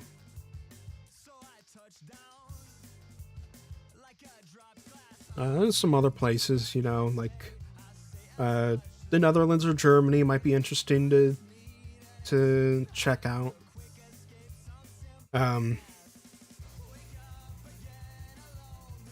Yeah, maybe like parts of Italy, because I'm just a history nerd, and I would love to see all the old Roman shit. Like I have a framed map in my room. I have a framed map in my room of the Roman Empire at its height, under like Trajan, I think it was. Um, so I'm a bit of a history nerd, and I like seeing the old stuff, and seeing, if I were to go to Italy, it'd be kind of cool seeing a bunch of old Roman stuff. And yeah, Germany would be interesting as well. Germany's just interesting in general, as well as maybe the Netherlands. Right? Yeah. Mostly the European stuff in general. What's my what's my favorite historical event? That's a really, like, okay, I get what you're asking. It's just a really funny question when it comes to history. Like, what's your favorite historical event? It's it's really weird to think about, because you try to say like, oh, my favorite historical event is this, and it's like some horrible fucking tragedy or something, right? um I haven't usually thought about it in terms of like events. I've usually thought about it in terms of like historical eras, you know. Maybe you should try getting a job. You should try getting a job. TheRatMan, thank you for the subscription, for the 5 months of subscription. Thank you. Dankeschön. Yeah, I'm like, it's hard to consider like a specific event.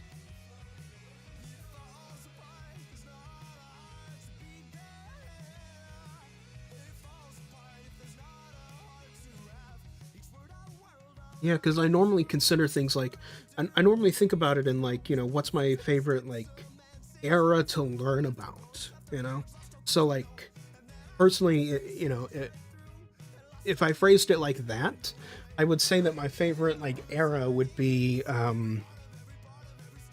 from ancient to antiquity. So like ancient classical to antiquity, basically all the stuff pre-medieval, before the Middle Ages.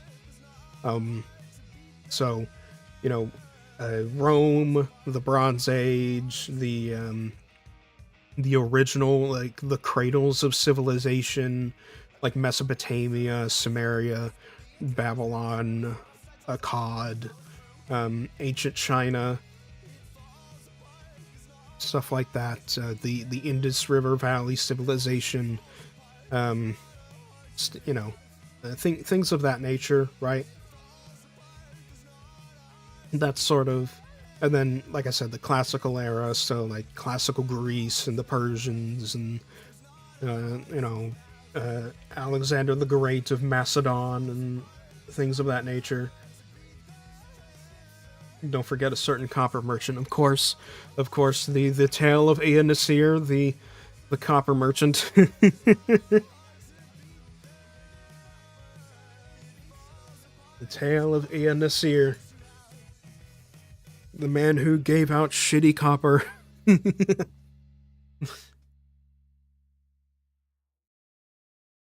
Give you Crusader armor? Oh god. That's some expensive shit.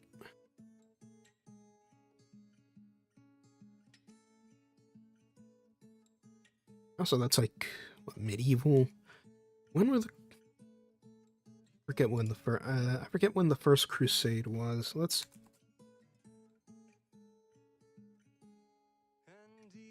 1096, right? This is the first Crusade. The only Crusade that ended unapologetically, or not, well, not unapologetically, but like definitively, that's the word I'm looking for, definitively in favor of the Crusaders. The only one that definitively worked out for the Crusaders.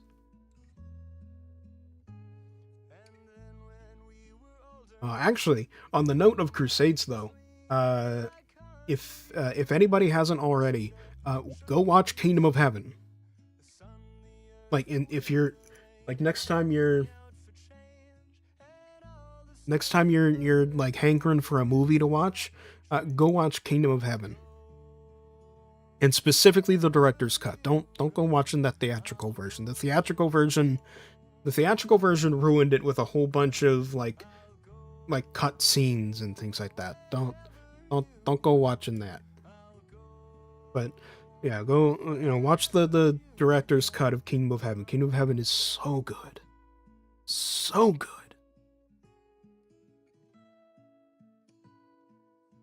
So fucking good. But yeah. I don't remember which Crusade Kingdom of Heaven is. Is Kingdom of Heaven the... I want to say, like, either the first or third Crusade? Kingdom of Heaven film.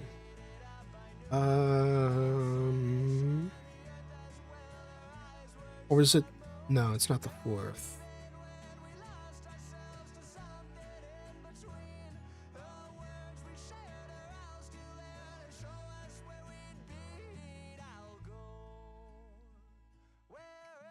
Hold on.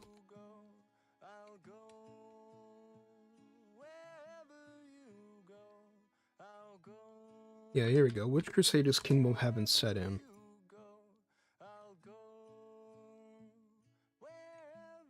HistoryMedieval.com.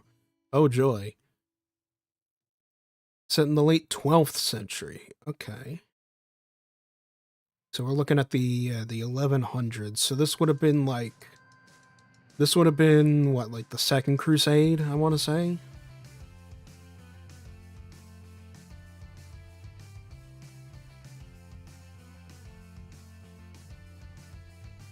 Or third?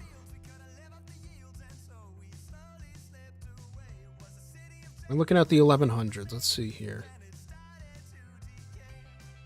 Yep, Third Crusade, 1189 to 1192. Yeah. You got it. You got it right, Tempe. Have I watched The Prince of Persia? Oh, what, like the Prince of Persia movie from the 2000s? I think I may have seen it like once way back when. I don't recall it being a good movie. I don't recall many, like, there was still that time of like the sort of edgy action video game movies that were coming out around that time, and none of them were very good. That was also around the same time that you had the Lara Croft Tomb Raider movies. Or I think there was like two? Was it just the one, or was there two? I know that the Tomb Raider, like, starring Angelina Jolie. Not Angelina, no. My brain. Oh god, brain. Brain's getting scrambled. Was it? No. Lara Croft Tomb Raider. Yeah, Angelina Jolie. Okay, I'm not going crazy. Yeah, it was around like the same time as like this stuff coming out. Wow, this was 2001. Holy shit.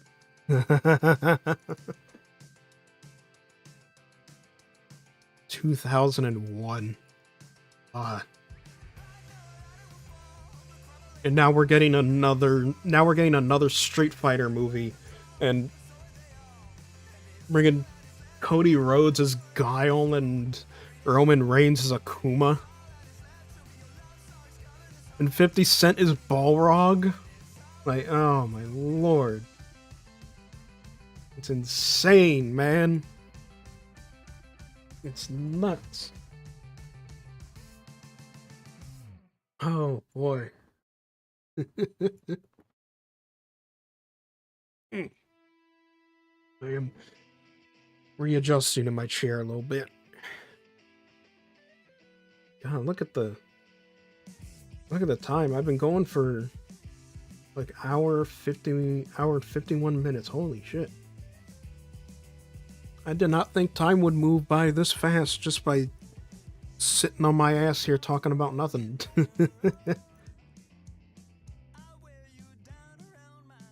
Who knew just chatting streams can actually work out kind of well? What a surprise.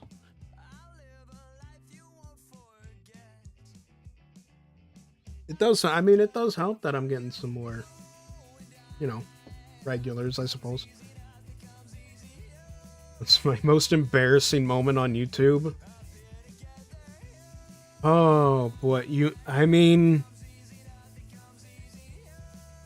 the thing that I consider, personally, to be the most embarrassing thing I've done on YouTube is also the most popular thing I've done on YouTube. And it's this video right here. The Dean Takahashi Doom gameplay rant, which is now 6 years old. I regret this video. Note that the video has 722,000 views. I regret this video. I most certainly regret this video. It is not the kind of stuff that I like to make anymore. Well, specifically Doom Eternal, not just Doom 2016, but Doom Eternal. Because in terms of actual videos, this is not the kind of video that I want to actually make anymore, unless it's something that I well and truly think is important and deeply care about, right? Like the Stop Killing Games video that I made a year ago.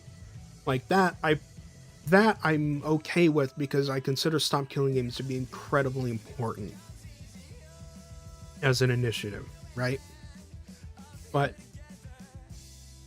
I really didn't like it, because the entire time that the video is just me sitting there watching the Doom Eternal gameplay and just getting mad and just talking about how much it sucks and how much it's annoying and frustrating, and you know, and Dean Takahashi and all that, who's the same guy who was the one in the bad Cuphead gameplay video from even further back when this video happened. All that stuff. Yeah, it's just, I had access to my editing software. I was starting to do scripted videos, but I did this anyway because it was like a sort of a remnant of the old unscripted ways I used to be doing things before I got my hands on editing software. And because of that, I didn't get rid of the video because it was technically part of the new sort of era for my content, so I didn't get rid of it, but I do still consider it a bad video, and I definitely regret it. The entire thing is just rage bait. It's just rage bait in a video. So as popular as it is, I very much regret it. It has earned me a couple $100 over the course of a few years, but yeah, I still don't like it. Which Ultraman is my favorite? I'd say because I'd say because he was my first Ultraman, I'd say Ultraman Z. One moment, my phone alarm went off, and that means it's time for the anti-epilepsy pill. Thursday. Gimme.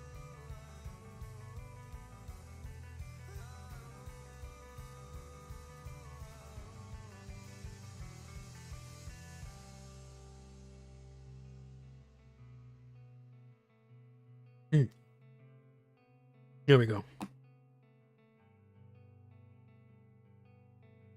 But yeah, I'd say Ultraman Z. But it is a close tie between Ultraman Z and Ultraman Blazar. Just because around the time that I rediscovered Ultraman and was watching Ultraman Z, Blazar was brand new and was just starting, so I kind of started watching. So I kind of ended up starting starting Ultraman by watching two different Ultraman series at the same time. So they're both very, very closely related in that regard in my brain. You heard of TF2 before?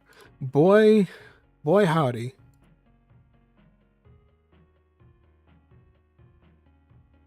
Boy howdy have I heard of Team Fortress 2 before.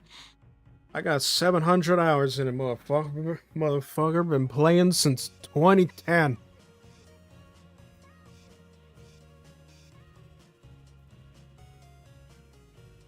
Minus Nexus and Gaia purely because of my childhood. Yeah, I guess technically the first Ultraman I ever saw was the original Ultraman.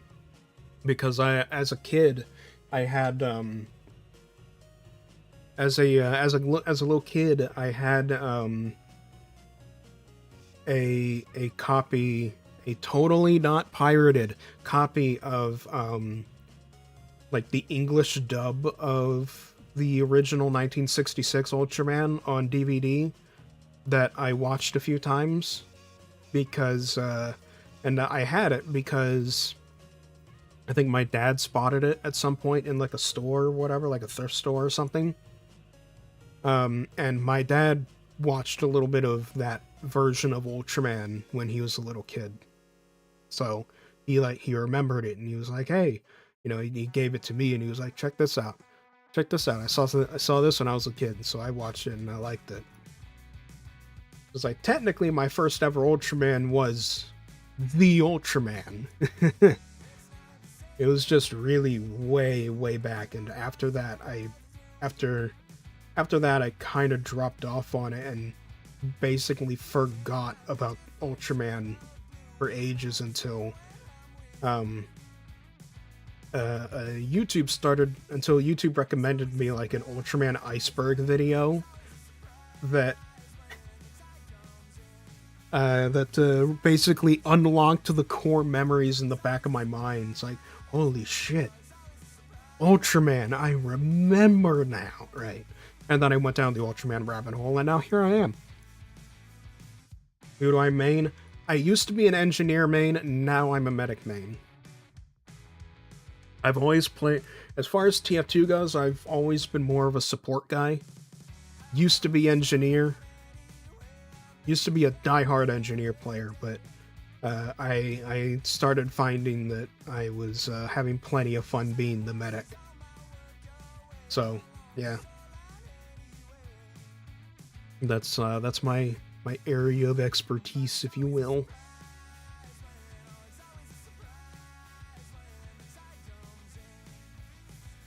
Gonna watch Kamen Rider next. I do have a Kamen Rider Blu-ray. I don't remember which Kamen Rider it is. I think it might be Kuga. But I do have a Blu-ray of Kamen Rider that I need to get around to watching on the old PlayStation at some point. But I'm very much aware of Kamen Rider. I haven't gotten around to watching a full series yet, but it is there and it is waiting. Just as I am aware of Super Sentai, although I'm not as interested in watching Super Sentai as I am in watching Kamen Rider. I think Super Sentai is a little bit more on the silly side of things, you know. A little bit more on the silly side of things than the other two.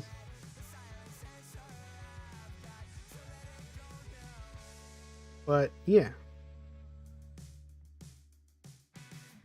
Favorite anime of all time? I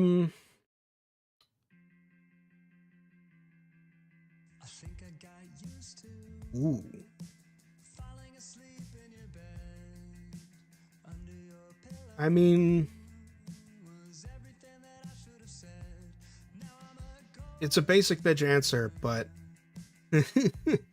it's a very very basic bitch answer, but Fullmetal Alchemist Brotherhood.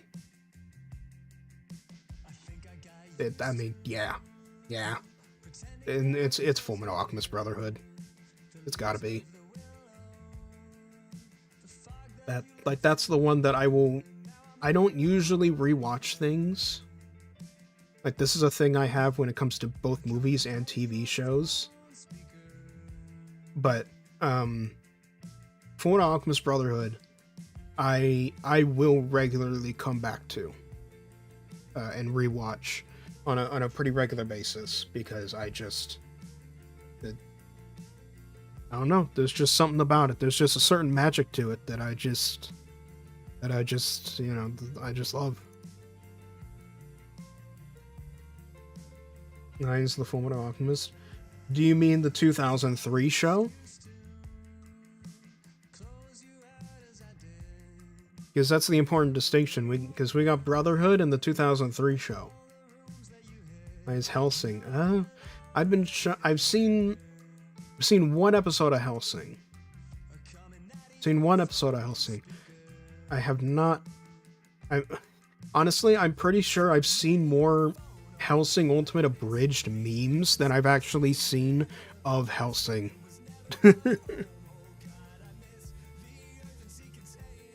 Yeah. Oh. I'm big fan of the 2003 show. All right. You know, the 2003 show is it's good, but I can never get into the plot, like the plot twist.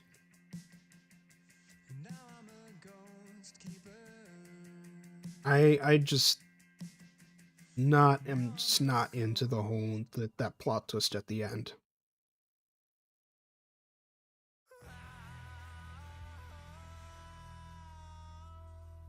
You remind me of how me and my brother acted when he was alive. Jesus, okay. Wow, that got heavy. What, like your brother related to Ed and Al or something?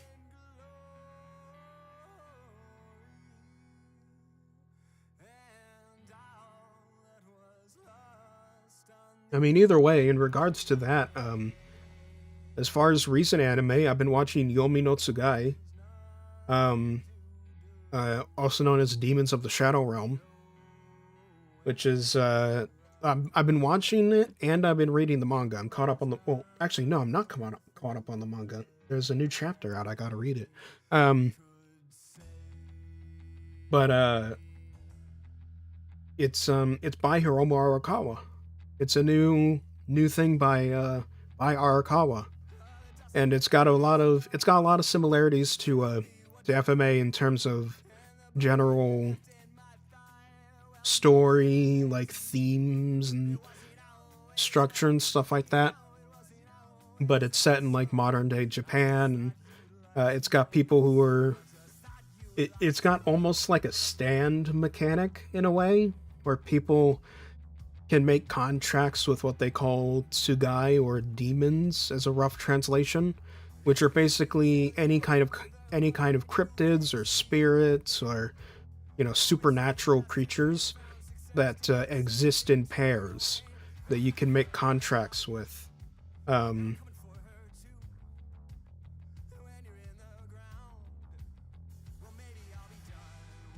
and yeah, they become like little companions that fight alongside the characters and stuff like that. Sorry, I blanked for a moment.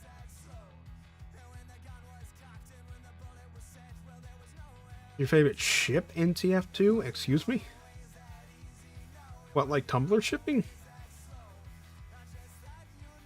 Because I don't really do any of that. I don't really do any of the old Tumblr shipping stuff.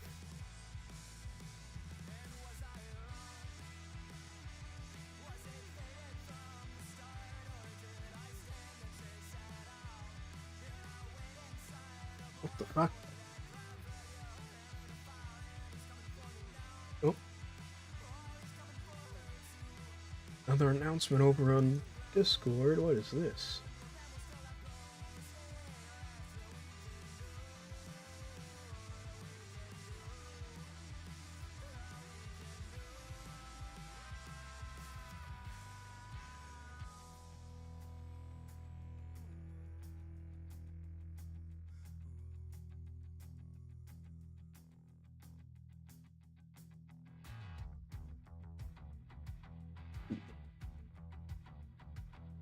Okay, interesting.